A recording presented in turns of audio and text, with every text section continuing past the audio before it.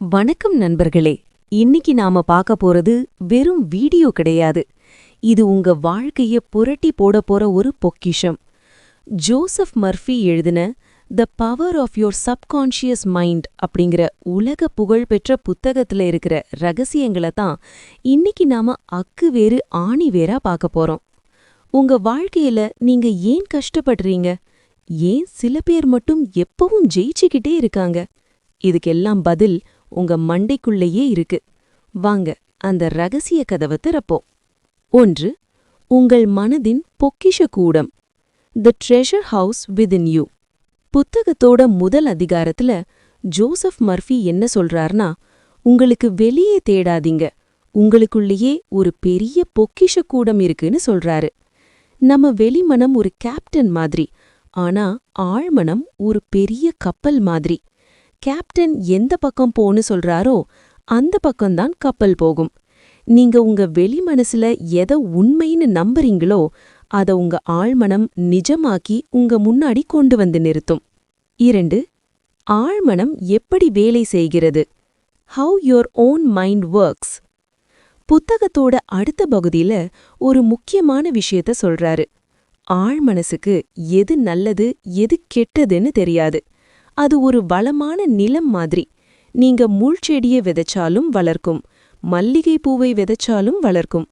அதனால உங்க ஆழ்மனசுக்கு நீங்க கொடுக்கிற கட்டளைகள் ரொம்ப முக்கியம். 3. அற்புதங்களை நிகழ்த்தும் ஆழ்மனம். The miracle working power. நம்ம தூங்கும்போது நம்ம இதயம் துடிக்குது, நுரையீரல் சுவாசிக்குது. இதையெல்லாம் யாரு கவனிக்கிறா? அதுதான் உங்க ஆழ்மனம். நம்ம உடம்புல இருக்கிற நோய்களை கூட குணப்படுத்துற சக்தி இதுக்கு இருக்குன்னு ஆசிரியர் சொல்றாரு.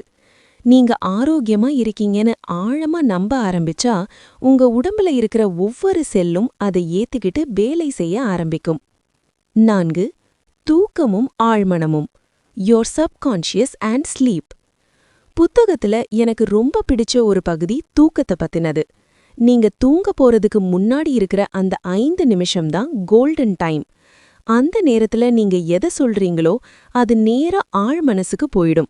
அதனால தூங்குறதுக்கு முன்னாடி கவலைய நினைக்காம எல்லாம் சரியாகும், நான் மிகப்பெரிய வெற்றியாளன்னு சொல்லிட்டு தூங்குங்க.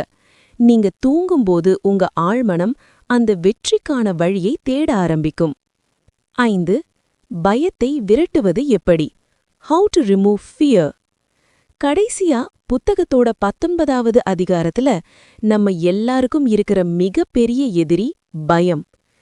எதை நீங்க பயப்படுறீங்களோ அதை துணிஞ்சு செய்யுங்க, பயம் செத்து போயிரும்னு மர்ஃபி சொல்றாரு.